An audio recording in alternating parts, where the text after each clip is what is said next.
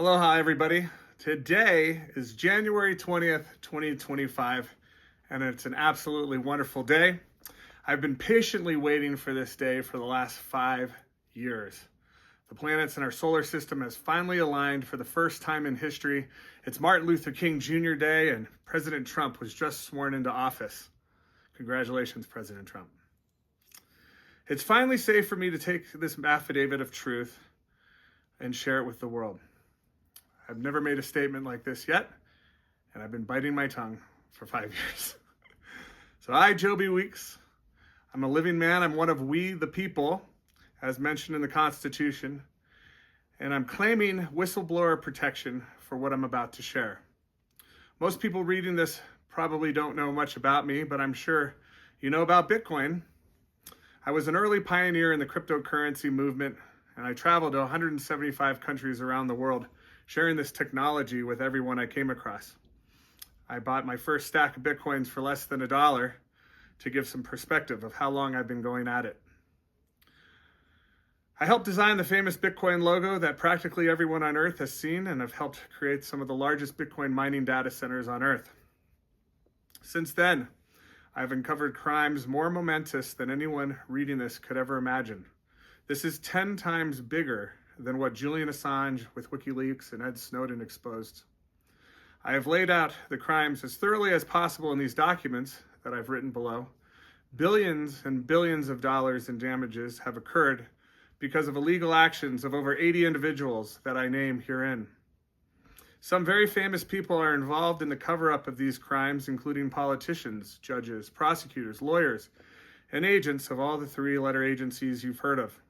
Everyone's on the take. The coordinated actions of the SEC, FBI, IRS, DOJ, the courts, and their co-conspirators demonstrate the hallmarks of a criminal enterprise, a repeated and organized pattern of fraud, extortion, and defamation, and your judicial overreach aimed at seizing assets and consolidating control over the digital asset market. This will be a great movie one day if I live long enough to make it. Note to self, I am not suicidal. How did I come across these crimes, you might be asking yourself? Completely by accident, actually. It all started out December 10th, 2019, when I was wrongfully accused of several victimless crimes and was unlawfully detained for these past 5 years.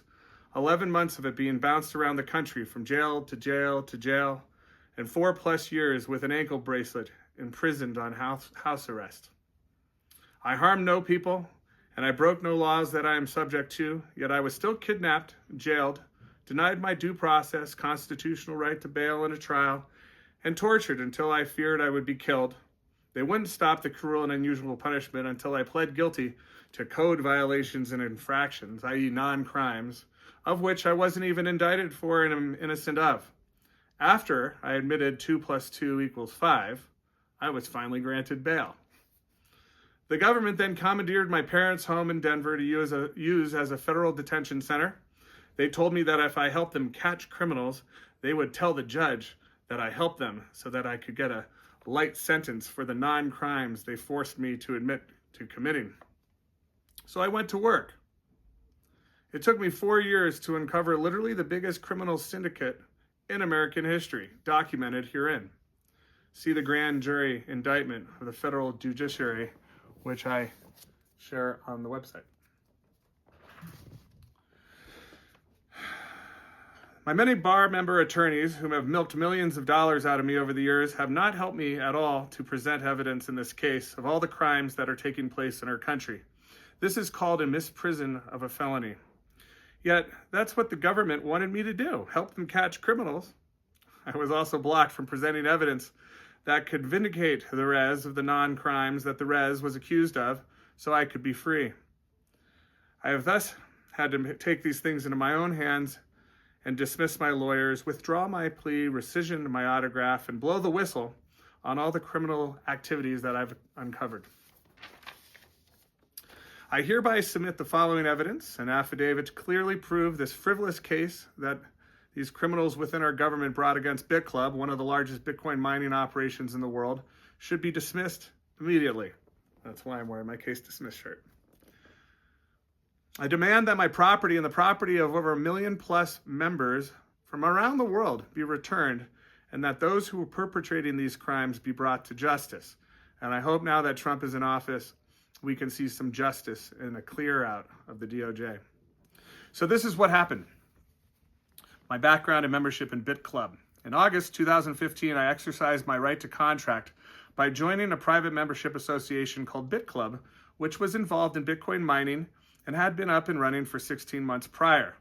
The club did not permit U.S. citizens to join, and their website blocked U.S. IP addresses so as to operate outside the jurisdiction of the U.S. government as a private membership association. I participated as a member, domiciled in Mexico, using my Mexican ID and citizenship and address so as to remain compliant with BitClub's KYC membership agreement. For the record, I'm not an 8 U.S.C. 1401 U.S. citizen. I'm an American national non-resident alien. If you want to look at the front page of your U.S. passport sometime, you will see that it says citizen/national. There are lots of different citizenship statuses you can choose. Just click the link if you'd like to read more about that.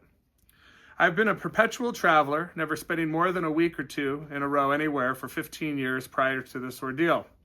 After vetting and visiting 175 countries to see which countries were the best to eventually settle down and start a family, I decided to buy a home in St. Kitts for the Citizenship by Investment program that they were offering, along with obtaining citizenship status in several other countries as well. I'm also a diplomat for an IGO, an intergovernmental organization that has treaties with 40 plus countries around the world as well.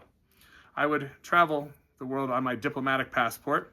The tax forms that I was advised to file over the years were 1040-NR forms, since I'm classified as a non-resident alien. Being a perpetual traveler, never staying anywhere long enough to meet the residency requirements of any jurisdiction, was a unique and different way to experience life. My mission was to go everywhere and do everything, and I was well on my way to achieving that goal. I am an outspoken lover of liberty, I'm a philanthropist, and I'm on a mission to free humanity and help create heaven on earth. When BitClub came into my life, I was intrigued. They claimed to be mining Bitcoin and had a large mining pool. A claim like that is impossible to fake because of the transparency of the blockchain. As the world can see, BitClub was telling the truth. The truth is, based on evidence that anyone can verify, that BitClub was one of the largest Bitcoin mining pools on the entire planet. They mined over 92,000 Bitcoin and over 500,000 Ethereum. And you can click the wallet addresses and verify for yourself if you'd like. Here's a little hash rate distribution that showed BitClub was top Bitcoin mining company or organization pool, mining pools they call it. 11.5% of the entire global hashing power was BitClub, and our partner Bitfury was another 11%. This basically says we were making 360 Ethereum a day and 50 Bitcoins every single day. The government shutdown, I guess I should go over here. I felt comfortable being a member of BitClub when I saw the proof that they were doing what they said they were doing. At the time, they were mining an average of 50 Bitcoin a day and 360 Ethereum a day. The crypto that was mined, less the operating expenses, was distributed to the members on a daily basis. BitClub did not touch the U.S. financial system, and they did not accept dollars or fiat currency. They only traded Bitcoin for mining equipment, which the members could either take delivery of or have hosted at one of the BitClub data centers. BitClub was experiencing explosive growth. It was a unicorn, outpacing the growth of Google, Apple, and Amazon. More than 1 million people from over 100 countries joined the BitClub movement. Today, that number would be in the tens of millions had it not been for the illegal government intervention. Number 2, my due diligence and contributions. As part of my due diligence, I traveled to Iceland to verify the operations of BitClub's mining facility. I verified the claims made by the founders and saw that everything was on the blockchain visible for the world to see. It can't be hidden or faked. The blockchain is a record of truth. In my interactions with the BitClub founders, I made a connection with a company called Bitfury, a competitor of Bitmain, which helped BitClub secure mining equipment at a better price, saving BitClub members approximately 3,000 Bitcoin. Additionally, I found better power sources, saving BitClub members at least $2,000 Bitcoins annually off the power bill. I helped them build the biggest Bitcoin mine on earth at the time. Number 3, advocacy for Bitcoin. I became an advocate for Bitcoin and its distributed ledger of truth. I traveled to over 175 countries to promote its adoption. I gave away thousands of Bitcoin and helped countless people set up wallets, believing in the potential of Bitcoin to solve global issues. The popularity of Bitcoin soared, making it one of the most valuable assets on earth, which validated my belief in the technology. Unfortunately, I became a target of hackers and thieves and had thousands of Bitcoins stolen from me. Number 4, involvement with the U.S. authorities. In 2019, the U.S. government initiated a secret investigation into BitClub. I found out about the investigation and reached out voluntarily to meet with the government agents to provide information about the operations of BitClub, the hackers attacking its members, the fake BitClub websites that were popping up scamming people, and how the government can prevent further harm to Bitcoin users in general. Despite offering to help identify and capture cyber criminals that give Bitcoin a bad reputation, the agents were uninterested. During this time, I continued to believe in the integrity of BitClub and its founders, who had shown transparency and a commitment to doing the right thing. Number 5, arrest and legal proceedings. On December 10th, 2019, I was arrested and falsely charged with conspiracy to commit wire fraud and conspiracy to sell unregistered securities related to BitClub activities.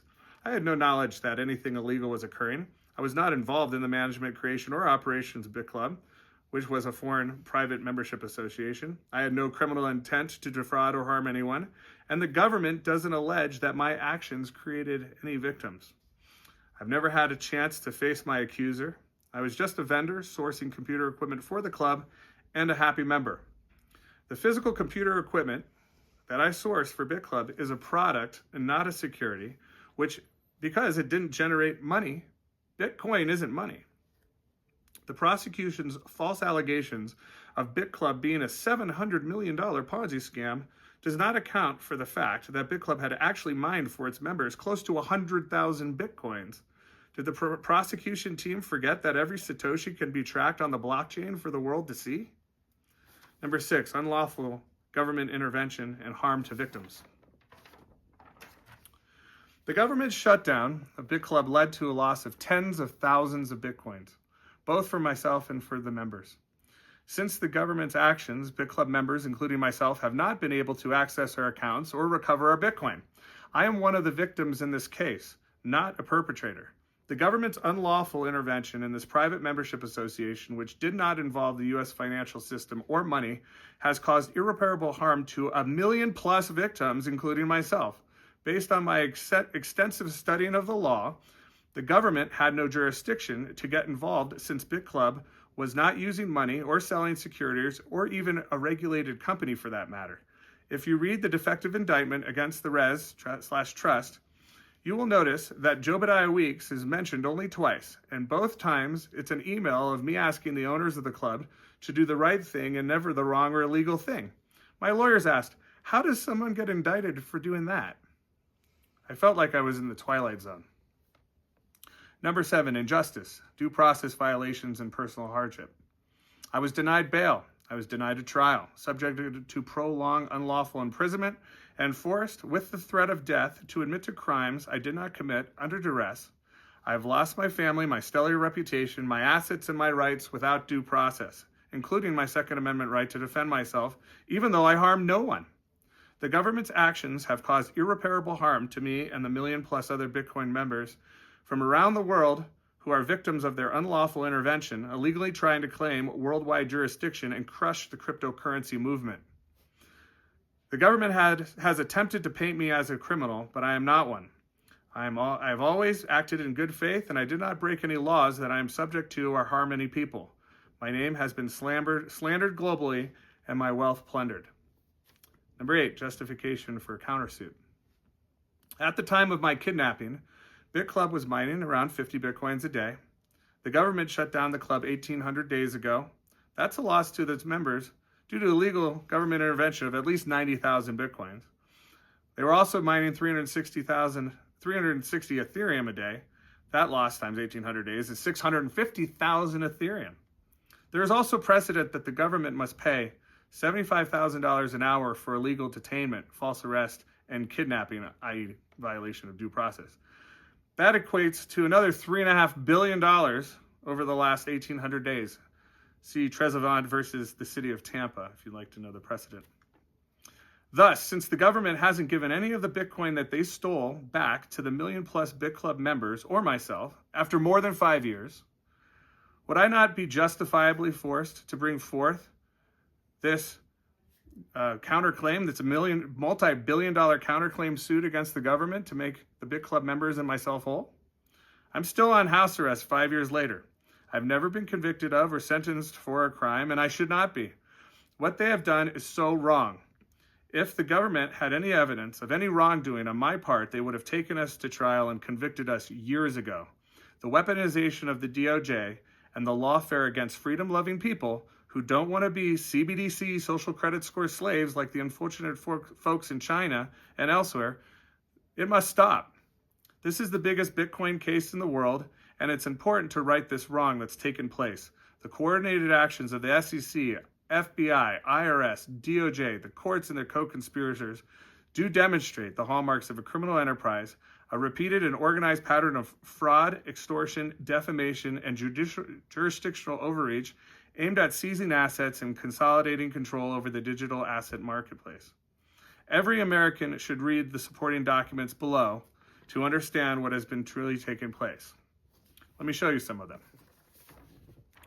Document number 1 is a short but sweet affidavit for the folks that are following this BitClub case. I've never spoken on the record of what actually took place with evidence. As a witness, I give a quick recap of the facts for the record, and you see I did nothing wrong, I harmed no people, I didn't break any laws that I was subject to. You will agree that this case should be dismissed long ago. And then I bring about the evidence. So this is the evidence section, which is pretty good. A couple pages, not too thick. Necessary to back my claims. And then I've got this constructive notice. This one's fascinating.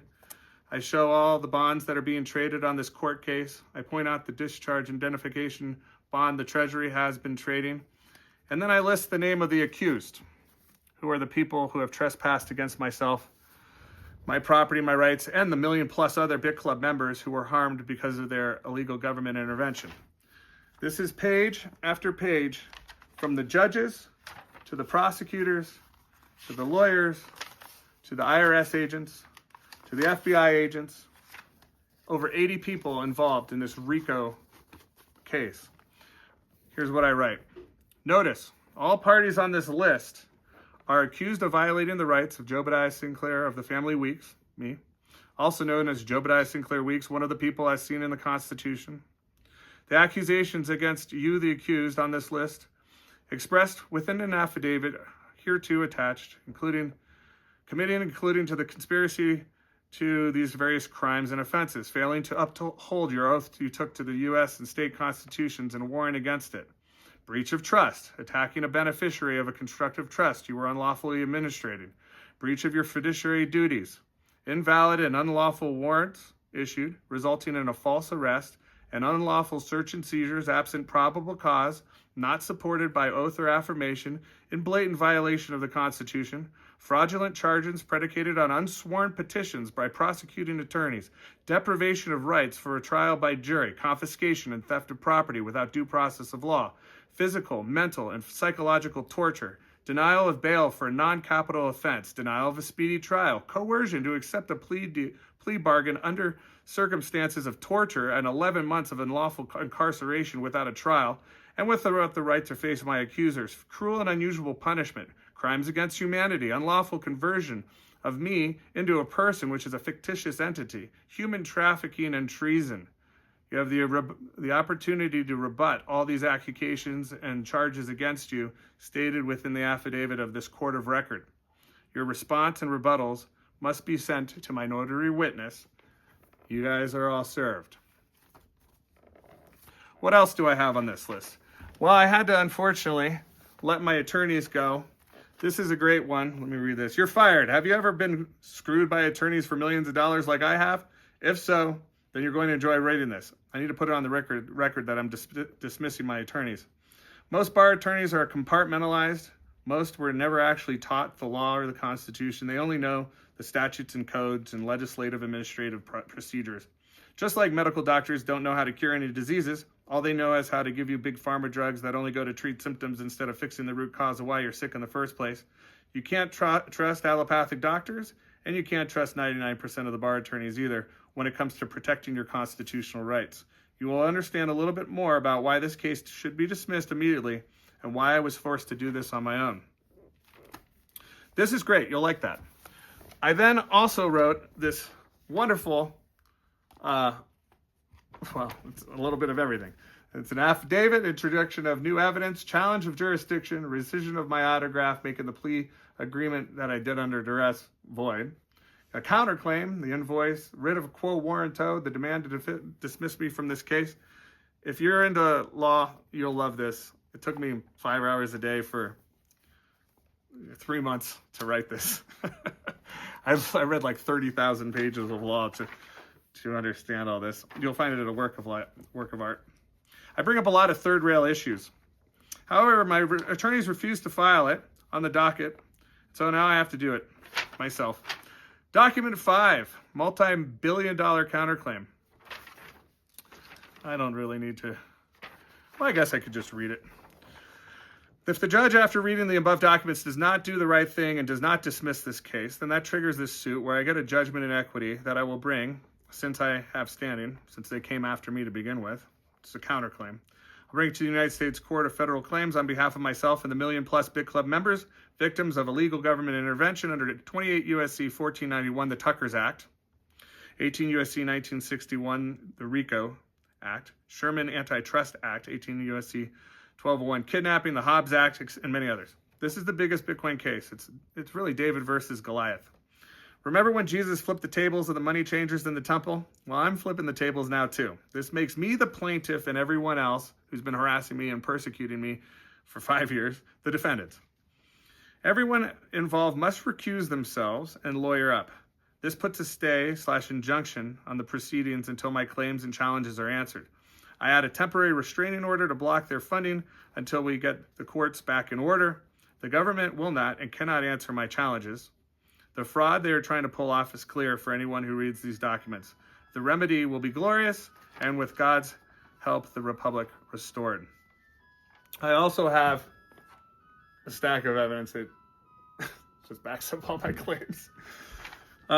Letter to the Supreme Court, some habeas corpus, just in case they try to kidnap me again. This is the claim that I'm bringing. It's kind of thick, but if you want some good reading, you can see all the people listed and named here, the accused list, and you can see that I'm bringing this counterclaim for $22.2 billion. And this is a very justifiable number. You can go down to page 159 and read how it's broken down. But this is a counterclaim of $22.2 billion for them killing our multi-billion-dollar project.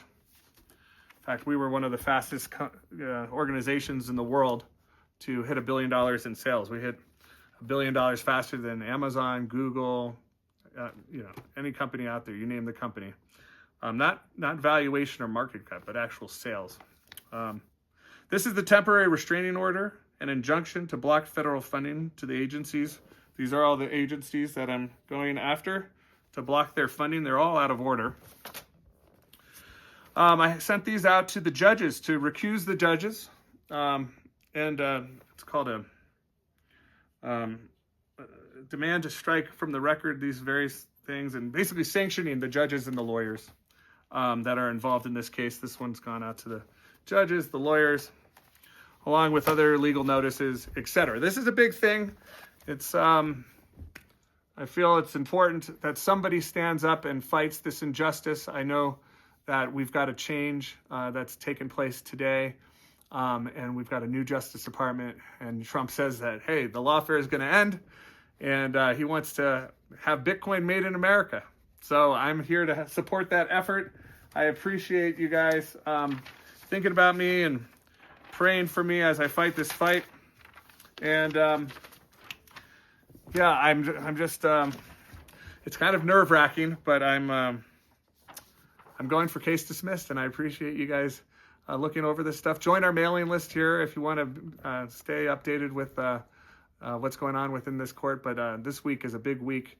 And so God bless you guys, God bless America, and have a wonderful 2025.